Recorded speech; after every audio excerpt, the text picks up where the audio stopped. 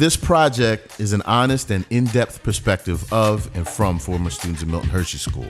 We call ourselves Milts. An organic, open discussion of life before, during, and after attending MHS. Welcome back, everybody, to Milt Talk Podcast. I got it out that time. We are here with my co-hosts, Jessica Corrado-Platt, Warner Williams, and Agoy Mbima. And our guest today is Mr. Virgil Whitsett. Welcome, Virgil. What up, B? Virgil. Thank you. Thank you for having me. Yeah, wow. Man. We were looking forward to having you. I know a lot of us saw you up at Webb's Celebration of Life. And, you know, we all wanted to talk to you about getting you on here just because you're so involved with the Milt. Can we start off by telling everybody what class you were in? Oh, I am class of 1981. Okay. When did you start at the Milt? Can you tell us a little bit about your history at the Milt? Yes, I started in 1973. Wow. So, wow. December 3rd, 1973 was my enrollment date. And I was 5th grade intermediate division because they were actually split. What student home was that? I went to Student Home Oakley. It was my first student home in the Woodland cluster with Peg and Jack Rosensteel. Oh, they were there back then. Oh, yeah. Mr. Oh, yeah. He's a legend. He's legendary. Yeah. And I think Jessica's husband.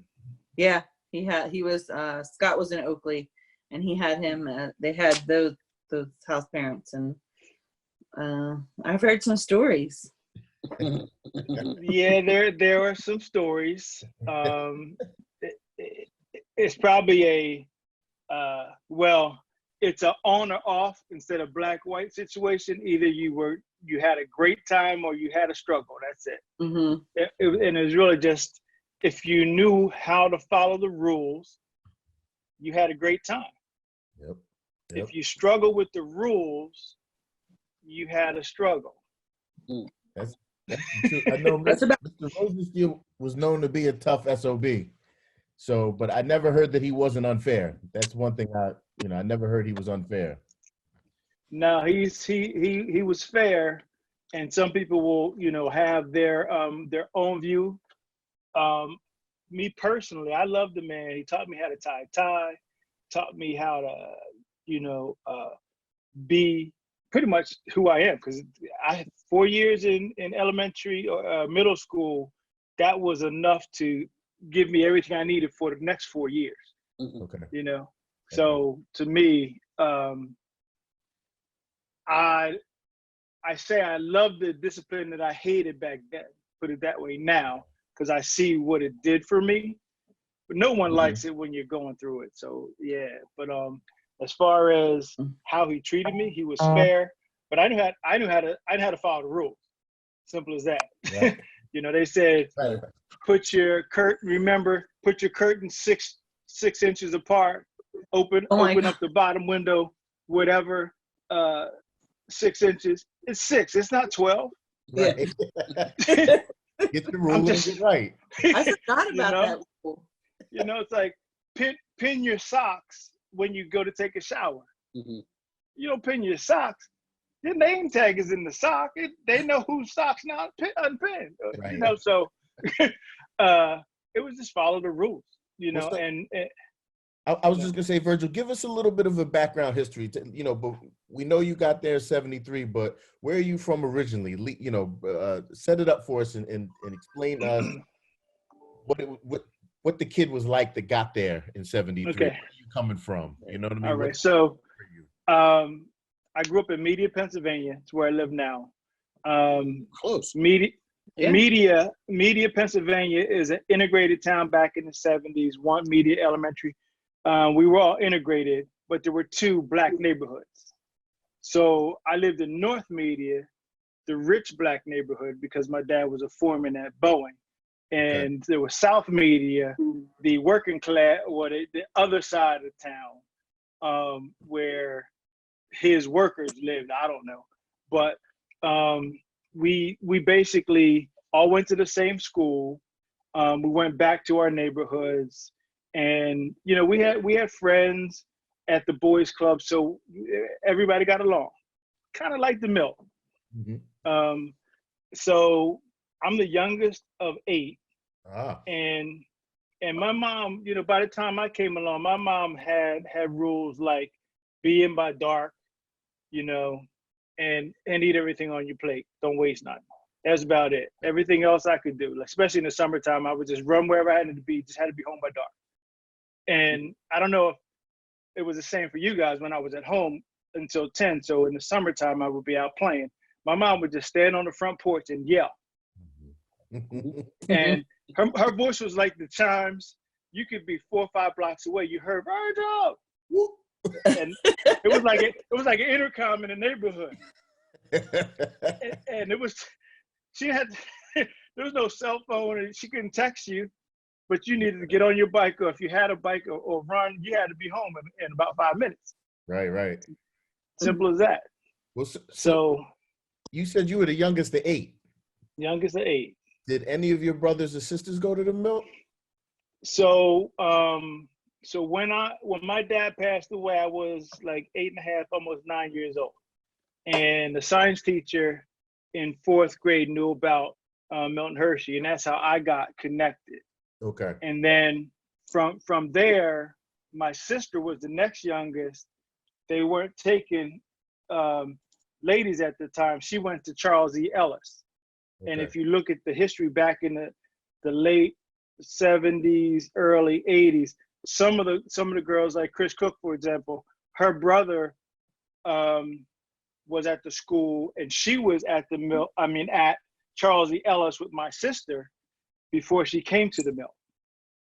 So my sister graduated in 77. She was like the last class at Ellis, and then around 7, whenever the girls came, Chris came over. And like Bryce Matthews was a guy in the 80s. His sister was at Ellis. Rick Fuad, people hear about him. His sister Jenny, she was also at Charles E. Ellis. So they didn't get all the way over, but they still had a girls' school right here in Newtown Square back then. So it was just them. Then after I graduated, my niece and nephew, Myron and Delina, came, and he was class of 88. Myron was 89.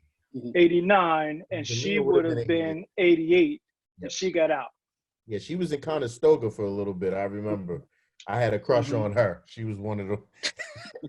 Okay, well, she's Whitsett. I mean, I don't blame you. I understand. And Myron was in Iroquois with me. That was my old head. So, I was kind of underneath of him, almost definitely through intermediate division, a little bit in senior division. So that was my next question I was going to ask about them, because I think if I'm correct, you had a lot of track records and stuff.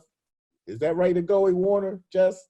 Do y'all remember that Virgil have a lot of records? I saw his name on the board, and that a lot of them are still up there.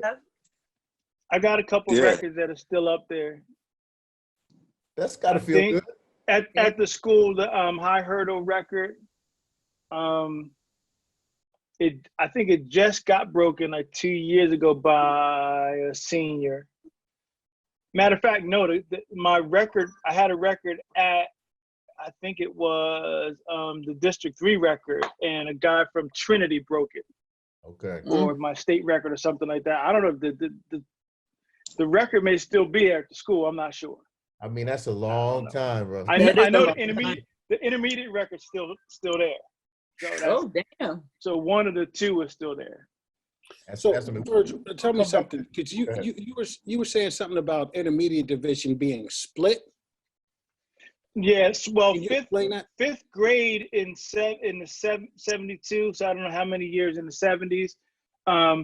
Half of the 5th graders were in elementary division, and half were in the intermediate division. And they didn't do it by size because I was small.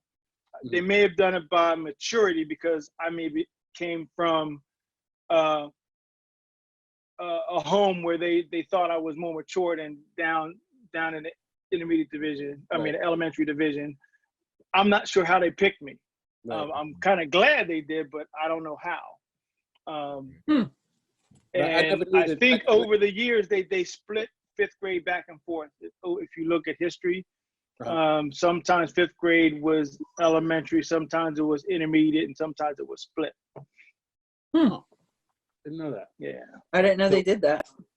So in the intermediate division, you said you was in Oakley. Did you stay at that student home, or did you move around a lot? No, I did 4 years at Oakley, but then senior division was a little different. I was at Canal View, Plainfield, Foxdale, Trailways, and in Highland. That's a lot. That's a lot of moving around. But I wasn't a bad kid. Every move was kind of strategic. Okay. I went to Canal View because that's where they sent you. And if you remember where Canal View and Swaterra is, that's far from town. Actually, not from town, but from Captain Hall. So if you missed the wagon, because we had the wagons back then with Jake Edgin, I forgot what time he picked us up. Was it 9 o'clock? But it was like 9:01. He was rolling. Like you couldn't be running. You couldn't be running from the ice rink to try to get the wagon. You had to be in the wagon. Yeah. And then if you missed it, you had to get back from there in time. You know, for bed. And I'm like, I'm not walking. It's too dark. It's too far. I'm like, I got to be on the other side of town. So let's just say I crafted a move, and I ended up at Plainfield. Okay. Crafted a move. Yeah, I went and asked politely. It was strategic. I didn't get that request, so I made it a little bit more eminent that I needed to move, and home life saw fit that I should move.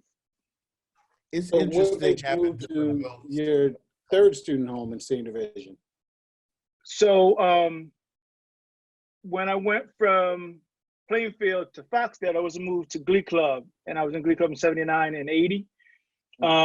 Freshman year, I went out for Glee Club because I sang all through chorus and choir in intermediate division.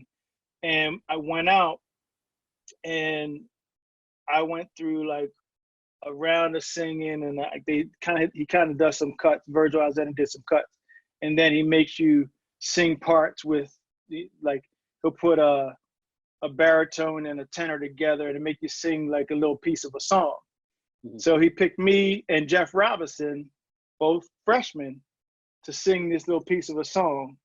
So I go up and I look at the sheet, and there's somebody playing the music, and I just kind of turned to him and said, put my hand up and said, Mr. Alexander, I can't read music. And he said, okay, you can leave. Don't ever tell me you can't. Like, that was it. Like, there was no, well, just show me what to do. Give me the note. It was just like, okay, you're done. So what happened was that whole year, I stayed in touch with guys in the Glee Club that I had met.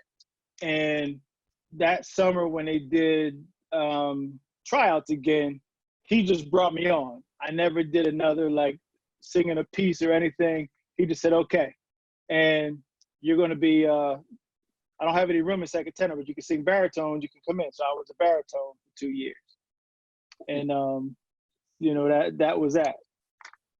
So. That's awesome. And then, so the other move is another Glee Club story from in 80.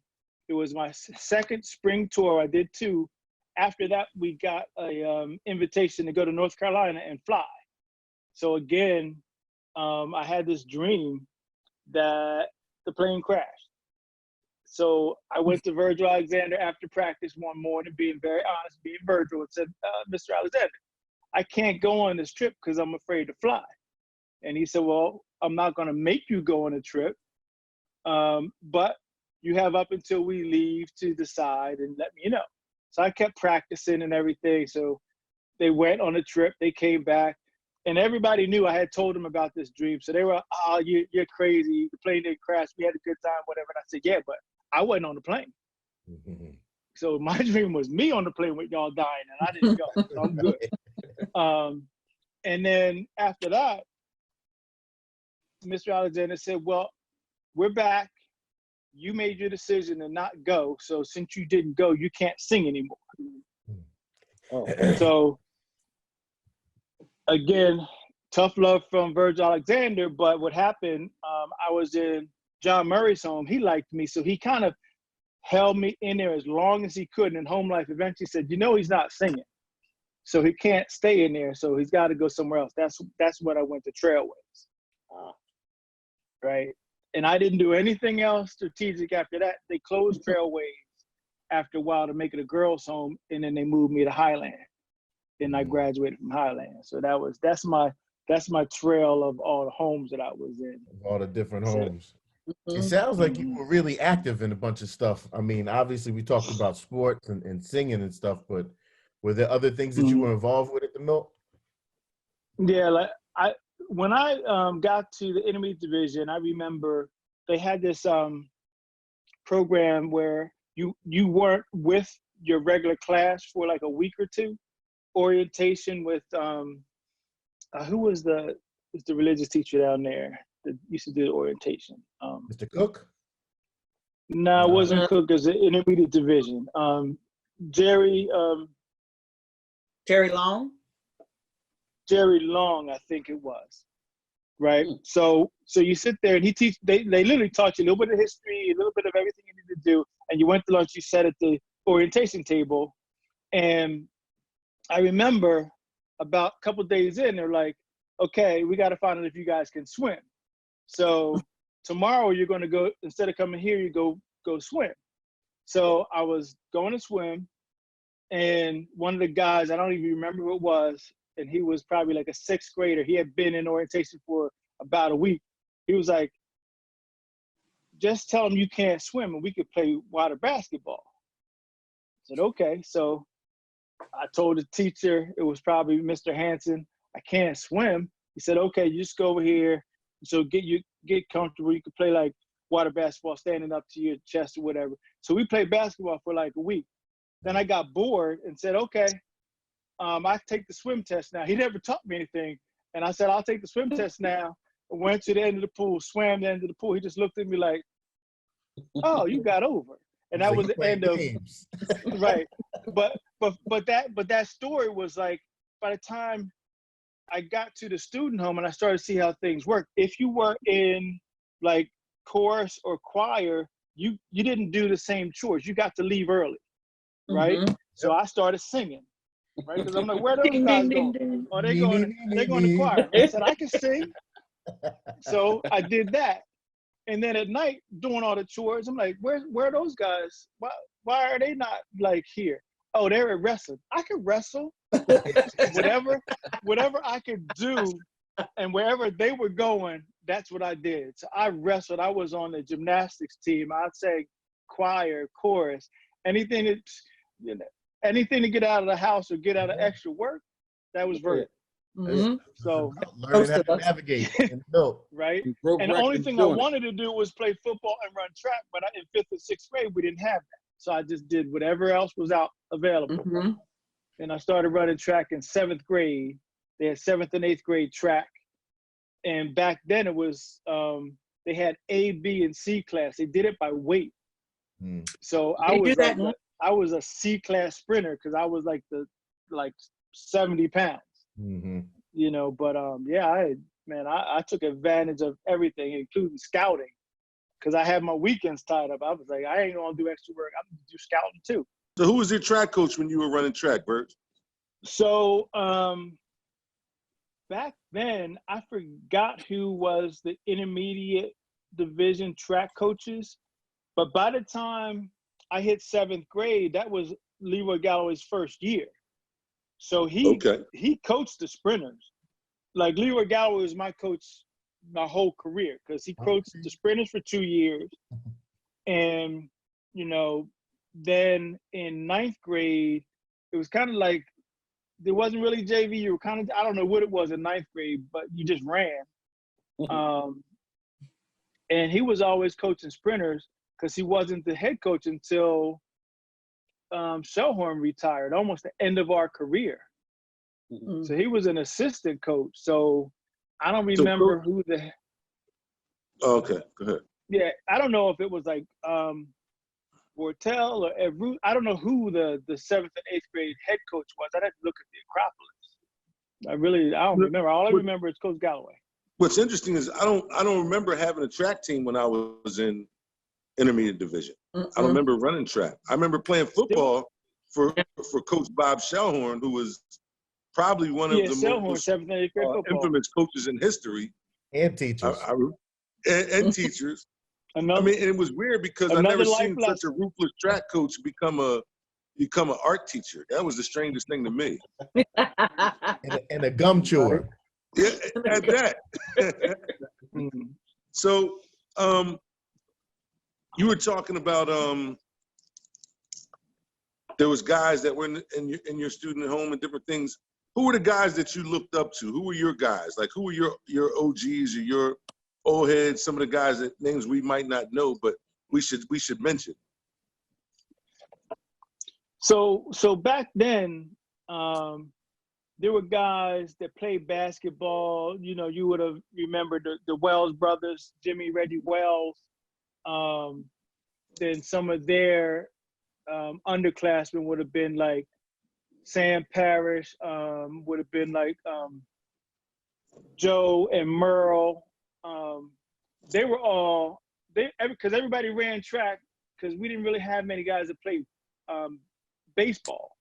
So we had Joe Lister was a sprinter back then. Deion Griffin was a hurdler before me.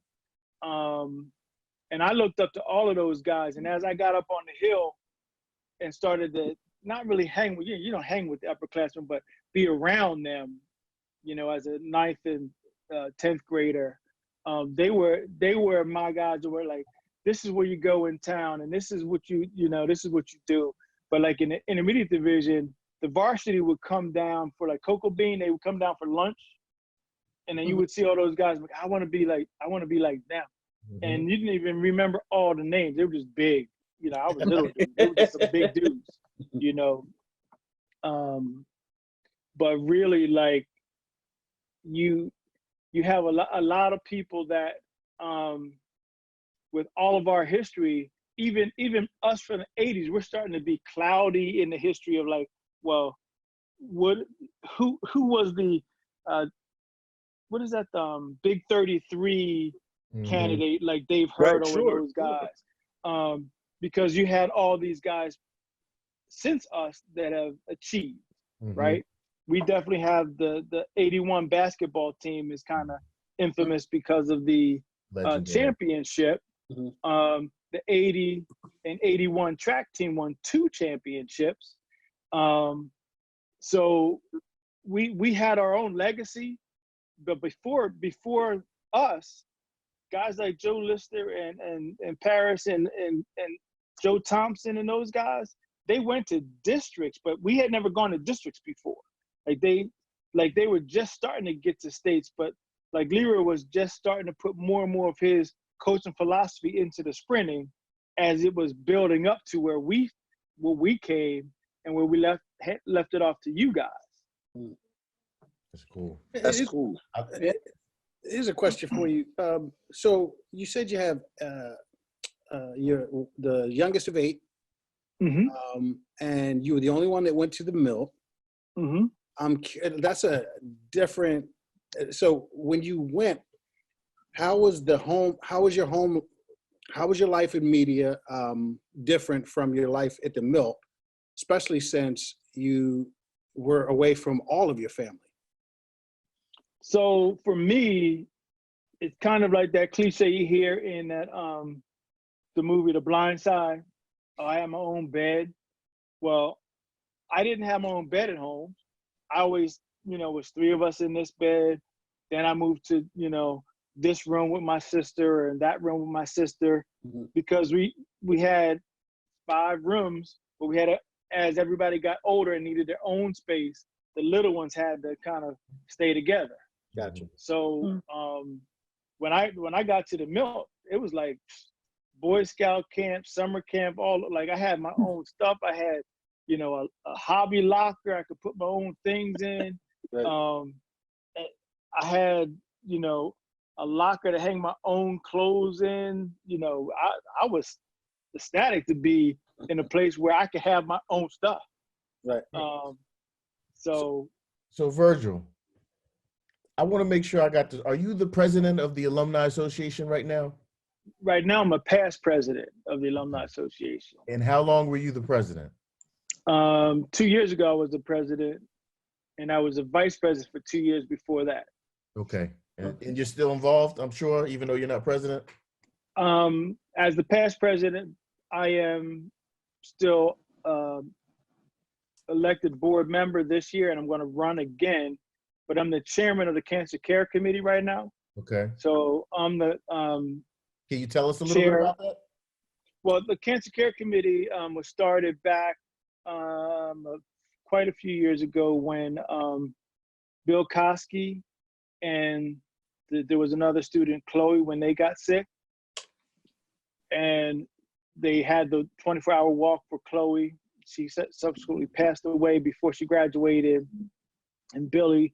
And then they started this cancer care program to help people out in the struggle, because, you know, it's tough if you can't work for a couple of weeks and you got bills to pay, or, you know, maybe your medicine isn't covered completely by your insurance and things like that. So Cancer Care will give up to $2,000 a year every 12 months for someone who has an active cancer treatment diagnosis for them or their immediate family.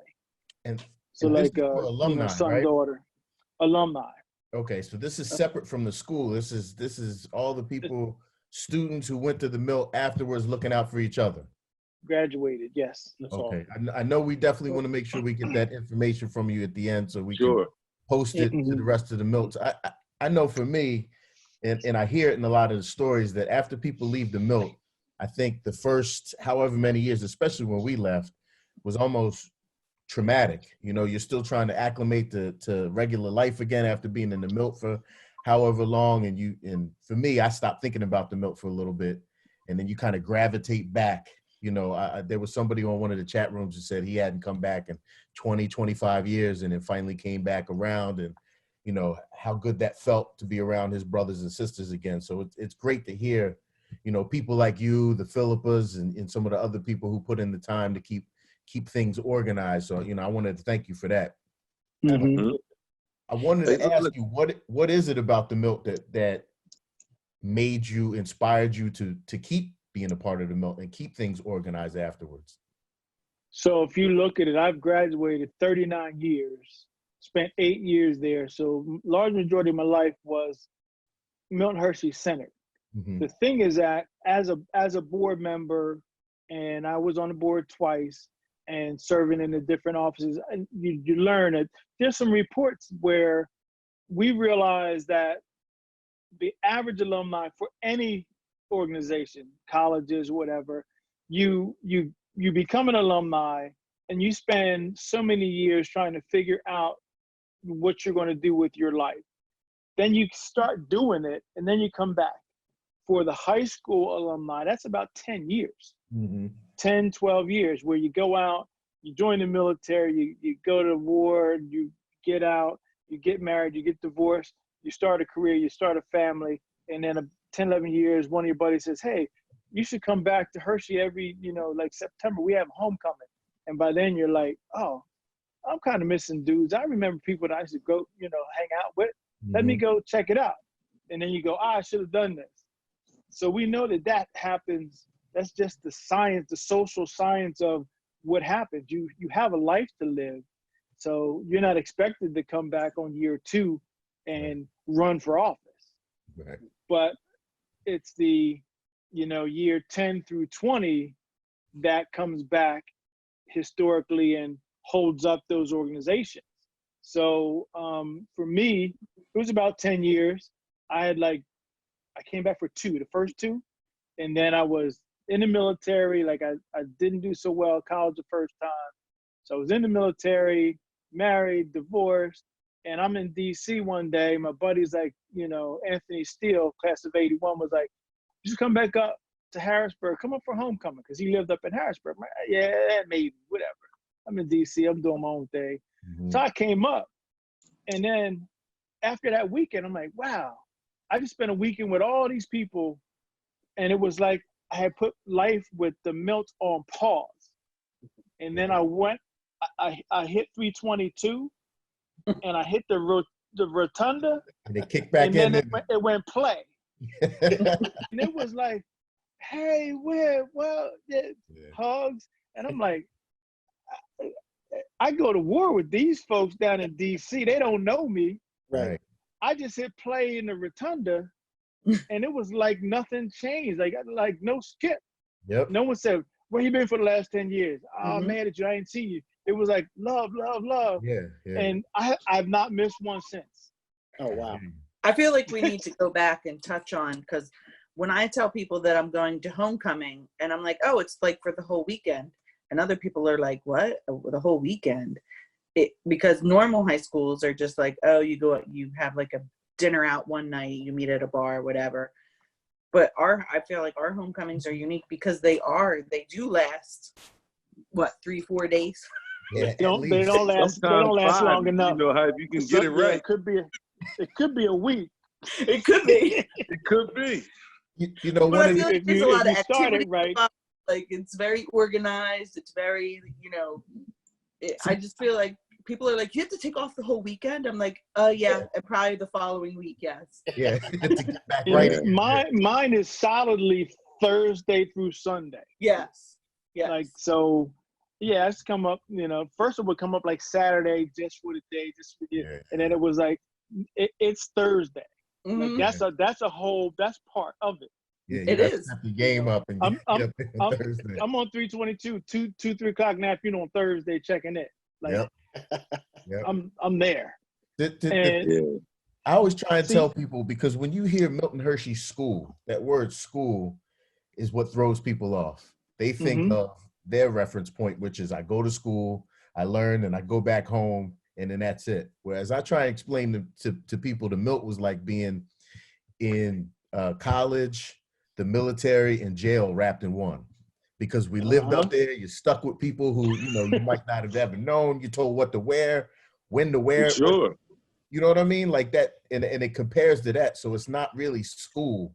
Or especially according to your house parents, Jay. Yeah. According to what house parents you get, you might have some wardens, Exactly. Good point. or you may have, according to what you get. Everybody don't get lucky. Right. And what was it called? Like, you got summer camp and you got prison Yep. camp. Yeah. So Slave camps, yep. hopefully you were fortunate enough to fall somewhere in the middle. So you did get an opportunity to get a little discipline. Mhm. And you did get an opportunity to learn some things. But I agree with that analogy where it's definitely a mixture of all those different environments. And so, like, if you didn't know how to make a bed, you learned at Milt Hershey. You was gonna learn. And Quick. you didn't know how to dust that room and, get all those things. So, hey, Virg, I'm gonna ask you a question, because I know we talked about it, but we didn't go into detail. But you mentioned something to me about Socket Tuum Day. Does that sound familiar? Socket Tuni, Socket, what is that? Yeah, Socket Tomb Day. So if you remember Don Whitman, right? And Nelson Duran and Mr. Cooper. I don't know it's for Jerry Cooper, whatever. I was afraid of him. Gary. I stayed away from Gary. Gary. But when we would, when the varsity would win a big game or go into a big game, Mr. Whitman would get on the microphone every morning and give us the Spartans won, 85 to 75 against Middletown, whatever. So today we're going to, or we're going against them, we're going to sock it to them. So you take your shoes off and you go around in the morning with your socks on. Now, remember, it's an all boys school. So if he said sock it to them, then, hey, shoes off. Because it wasn't about being cool then. Right. There were no girls to be cool for. You just did stuff. Like we played, so intermediate division, we would do those kind of things that he would come up with, like this activity. So you would do that. I remember, I don't know if you guys remember, everybody here had women in their classes, well, girls. Yep. Yeah. So So in the intermediate division that I went in was all boys, right? So at lunchtime we flipped cards, baseball cards. We played comb hockey. Like you would take, because obviously I'm not using that little comb that you had to have. So you take the comb and bend it like a hockey stick, and you make a hockey puck out of tape. And you would play hockey in the hallway when the science thing, they had this little kind of like, it was like a border on the wall that looked like a goal, right? And you could have about 6 or 7 games going. Now, what would end up happening is if you played hard enough, you burned out the knees in your pants. Then you got in trouble with the student home for getting a hole in your pants. But we would do all those things because those are the activities that were passed down. They had probably been doing those things up in whatever building they were, probably in the 50s and 60s, for all I know. Because things when I got there in 73 were like they've always been. Like Founders Hall was just built, but it seemed like it had always been there. Camelot Room was just built. It seemed like the Camelot Room was there for 20 years when I got there. I mean, it technically still had a new car smell in it, but we didn't know. So, like, if he said it was soccer to him day, I don't think a single student said, "I'm not taking my shoes off." Right. Everybody did it. Right. But you can imagine now with girls, I ain't doing that soccer to them. Yeah. So some of that stuff, some of those traditions fell away, and I'm not the old brown shoe Milt that says, "Oh, and you remember when there wasn't girls, we had this," because there were always girls, right? So in 9th grade, before they admitted girls to senior hall, there were more town girls than there were girls, you know, in our classes in 10th grade. We never were without women. We just didn't have them in class with us. Right. Did you So I graduate with any I girls? never thought about that. Did you graduate with any girls in your class? And 81 is the first class to graduate with girls. Give Okay. us some names. Well, Chris Cook, who I mentioned, a good friend of mine, she was the first female to graduate, period, because she's C. But it was Chris Cook, Patsy DeMillier, Pam McNesby, Connie Clark, Beth, Mary Beth, Kim Flynn, Lynn Troyce. We, Just we like love hearing the names. I mean, part of the thing with us having people on, you know what I mean? Like we love when people shout out people from their class or from their era, because it brings everybody together. So like hearing all those names to me is like, Yeah. I gotta go back and look at some pictures and see. Yeah, right. What was Yeah, what? there's a plaque in the senior hall display case with all them from that class that graduated. Okay. You Hey, know. so who was your squad when you came to, especially when you were in senior division, like when you got to school or whatever, when you got up on the hill, who was your team? Like, who did you go hang out with? What was your group? So we were in business, right? So the men in my class were me, Mike Green, Tony Steele, Dwayne Foreman, Doc Hazel, Brian Hazel. There were, dude, I named all the brothers. I'm trying to think of. Look, that's what Those you are was my- running those with. are my That's what you guys. playing with. Right. You gave a good list. Nah, because they were like Steve and Bill Turner, like, Carlton Blyer and all those guys. They weren't in business class.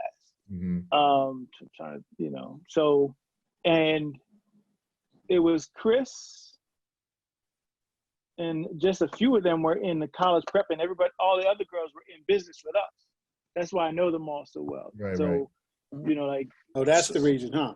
So yeah. So listen, I got one more I didn't say it question, in them and I teams. just thought about it, and we didn't talk about it, but, and I don't know if you want to talk about it, but how did you wind up at the Milt? You said your mom and dad were at media, and it was 8 of you guys. What was the decision, or how did you wind up going to the Milt? So my dad passed away from cancer 2 years before that. And then I started to act out. So the science teacher at my elementary school said, yeah, he's starting to get in trouble. Because believe it or not, as small as I was in public school, I was the one with the most mouth and like I was bullying kids, you know, because in my neighborhood, I grew up, it's not, I wouldn't call it bullied. The older males toughened up the younger males. So by the time you were able to get on the playground, you know, you might have somebody punch you in the chest, knock you down. The whole point was to make you get back up and not cry. Yep. And then they would tell you, I don't know if it, because I've heard these things in fraternal orders and stuff. They would tell you it's love. I'm telling you this because if somebody from South Media knocks you down, you got to get back up and not cry. Right. You know, my mom used to tell me if someone made me cry, what happened to him? Go back out and make him cry. Mm-hmm. Like I could just run home. Mom, somebody hit me. She'd be like, well, did you hit him? Because if I said no, she'd be like, go on back out. Mm-hmm. Yeah. So that was kind of it. And once my dad, the disciplinarian, was gone, that genie was let out of the bottle. Right. Like there was no one to stop me from just hitting somebody. I've been hit for 3, 4, 5 years by then. So I'm just like, the guys that couldn't fight in my class in 4th grade, they got picked on. Give me your lunch money. Mm-hmm. You know, give me a. Yeah, that. I like that pen. So did you get while you were at the Milt, did you have any of these kind of experiences where I don't want to say bullying, but did that happen? Did those kind of things happen to you while you were at the Milt? And did you do them? Like, you know, I think we all may have done or received some of that. So my life at home prepared me for being a 5th grader in a big pond in the intermediate division. There were some sadistic 8th graders. And just like the guy that said, hey, if you want to swim, you know, you want to play basketball, don't tell them you can swim. There were guys that said, stay away from those guys at lunch.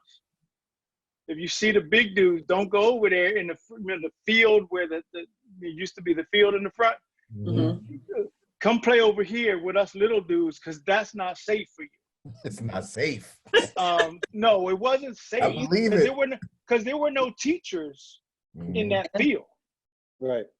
Now, I was fast, so there wasn't an 8th grader could catch me. But the point was, you could be slipping and have your back turned and get grabbed. Right.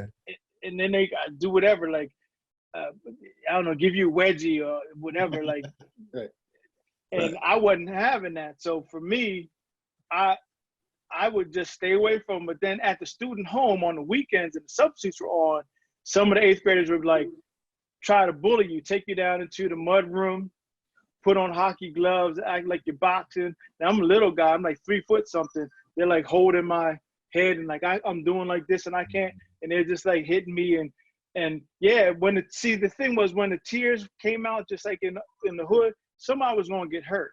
Mm-hmm. So then they would back up a little bit, and that's when I would hit them somewhere, and you know, once they bent over, it was on. Right. So they didn't know that the little guy could box. I grew up with my cousins are all boxers, you know, so I grew up with fighters. So they tried to pick on me, but it wasn't a good thing. Yeah, until you gave him that 3-piece. Well, Gave him that 3-piece to let him know. hey, Virgil, so with your siblings, did any of them, I mean, I know they couldn't go to the Milt because they were older, but what are their thoughts on you going to the Milt? I mean, and hearing all your stories and seeing that you're so involved with it, I'm curious. Oh, they love it, and they you know, to this day believe my mom made the right decision. And the beautiful thing was I did have my mom until she was 85, and I was able to be there when she died, and I was able to tell her, thank you for sending me. You know, the thing is that, you know, when we do these homecomings and we see our teachers, I was able to tell Lewis Webster, thank you for being a role model, like, because we were following you. I was able to say that. And, you know, long before he, you know, I said, look, man, I'm gonna tell you this because I got you cornered in your office right now. Right. And that's what I told him. But we need to thank our relatives for sending us, if we still have relatives around, our teachers for mentoring us, because we aren't the men and women who we are today without that. Right. You gotta give them the flowers. And now we got the perspective of looking back, you know. And yeah, I'm brown and gold through and through. Like I totally believe that it's a kind of a give back thing. That's why I'm on the board, and I try to represent. And I'm hoping that some younger people, I'm getting tired, younger people will run and get involved. And the thing is that, you know, I hear and I have heard people come back for homecoming, which is great. And I always tell people, you're not coming back to meet me. And I usually tell them, because I'm busy. I'm so busy, I might not see you. Right. I might pass you at registration and that's it. See you at the game. But your family is up there. Right. And you're going to see somebody else besides me that you've missed that may be back. Right. So come back. That's my message about homecoming. And I'm hoping that when you come back for homecoming, maybe we get you to come and read to the little guys for Go Red, or, you know, write a letter to the seniors like we just did, or they just had a thing where you could sing the alma mater and they're going to post something. Because there's a lot of ways you can give back. As you think about, you know, we all now think about the good part, right? Even those of us that didn't have the best house parents. We're now through all of that. You think about the good parts. Yeah. Some of us hold on to the bad, but I think that's the wrong way to look at it. Two sides of every coin. Right. So, you know, I will always tell you that it's the best thing that ever happened to me. I would not be here today without it. I mean, I will tell you, and I did a little video at a Lancaster thing, and I basically said, the guy that I was hanging out with is in jail today. He was an older brother of one of my friends. And one of the things that our neighborhood was known for was robbing and stealing. And my bike got stolen before I got to the Milt by my neighbor. And he hid it in the bush in the alley behind my house. It's just that kind of thing. But my friend grew up to be a notorious second story guy. And the only way they caught him is they caught his girlfriend and she told on him. But I know that I would be in the cell next to him. Right. Because we were that close. We only had the distance. And sometimes that's what it takes, is the distance of being at Milton Hershey changed me from that. Right. To a different environment too. Yeah. To this. Right. Yeah. So I, 100%. I mean, all right, I see back. that. I'm back. Yeah, I'm back with another question though. Okay. So I'm switching my pitch up a little bit, because I generally ask people, like, when they graduated, how did they feel? But my next question would be more like people that got out. I don't know if they got out of the Milt like they did when we were, because I feel like there were less options. But did you know guys that maybe that you were really close with that got out of the Milt before graduating, that you wish that would have stayed in relationships? Well, relationship, I knew guys that signed themselves out. They aged out. They had some money from Social Security and veterans set aside. They signed out at 18. I didn't think it was the right move, but who am I to judge what you're going to do? Most of the people that I know that got out, signed out, got kicked out, left, whatever, that I see now as adults, almost to a man and woman, they're like, I wish I could have done it differently. Because it may have been over something in home life and you were going to get 30 and 30, but you chose to get out. As an 18-year-old, you thought you were making a good decision, but probably wasn't. But no, I mean, the guys that got out that like I wish would have stayed that we were friends with, they were like in elementary school guys that got left or got kicked out. You would, you know, the circumstances, maybe you're not sure. Some of those guys, I wish they were in because we had fun in Catherine Hall. You know, so when they got out, that kind of like stung a little bit. Like, oh man, you know, Larry Short got out, or so Tony Hubbs is gone. Like, oh man, like I don't have them guys to play football with no more. Right. Well, I know Jack already said, you know, tried to give you props for the work you're doing with the cancer. I forget what the council you called it. Cancer Care. Cancer Care.